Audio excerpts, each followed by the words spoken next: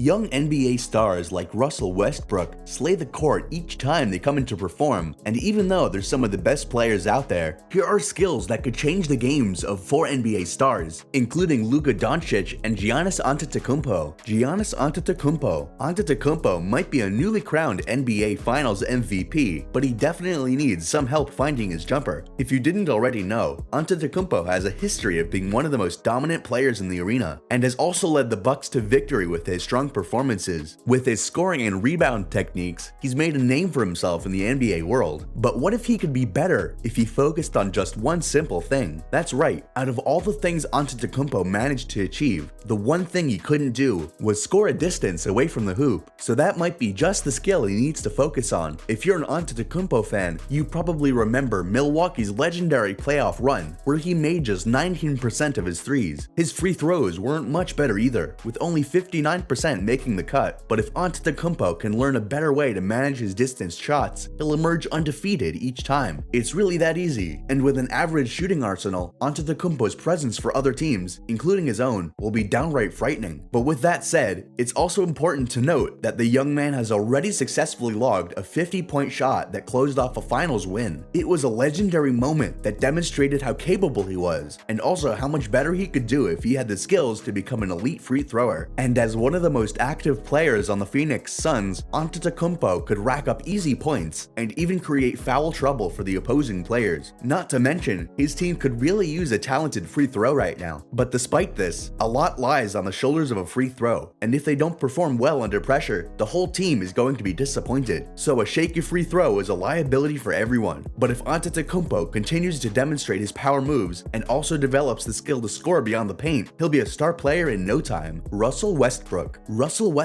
climbed the NBA star player list quite fast. If you didn't already know, he made his debut in 2008 and had already made it to his first All-Star team just 3 years later. This is why 2011 became a big year for the player, and he had to build his game with all eyes on him. After this, he led the league with powerful moves and was second only to Steve Nash in the second year. But people have noticed Westbrook's struggle with the floater, and a reporter in the past made the suggestion that a floater technique could work out well for the player. This is because his attacking abilities are some of the best in the league. But when he was asked if he'd prefer the floater over other techniques, Westbrook laughed the question off and answered that a floater wasn't his priority right now. He stated that it wasn't his focus, and he would rather continue dunking instead of spending time perfecting a floater. When his coach, Scott Brooks, was asked the same question, he responded as honestly as he could, stating that the floater was not pretty. Was this a comment on Westbrook's floater abilities, or was it just Brooks' distaste for the technique showing? In any case, we won't see the Oklahoma City Thunder player showing off any floaters soon, but if Westbrook keeps on practicing, the floater might just become one of his most powerful techniques in the game. It clearly worked out well for other popular players. Some of these include Trae Young, Luka Doncic, and the popular Chris Paul. Kyrie Irving and James Harden also use floaters in the game regularly, making it their most powerful weapon. You'd be surprised to know that despite his initial defiance, Westbrook has dabbled in the floater arena a couple times, but his commitment never really shined through, so the technique didn't work out that well for him. Maybe he didn't want to risk everything on a floater when he could take a couple more dribbles and just reach the rim, or he didn't trust his floater and wanted to make no mistakes. Either way, this is definitely something the star player should try. This is because as his time in the NBA passes, his dunk numbers continue to go down. He threw down 69 dunks in 2016, which went down to 49 in 2017, and decreased until it was only 24 in the latest season. Imagine going down from a 69 to a 24 in just a couple of years. Doesn't seem too great, but if he could tap into the magic of a floater, he won't have to risk it till the rim, and will also be able to use his excellent abilities to keep defenders at bay. Luka Doncic.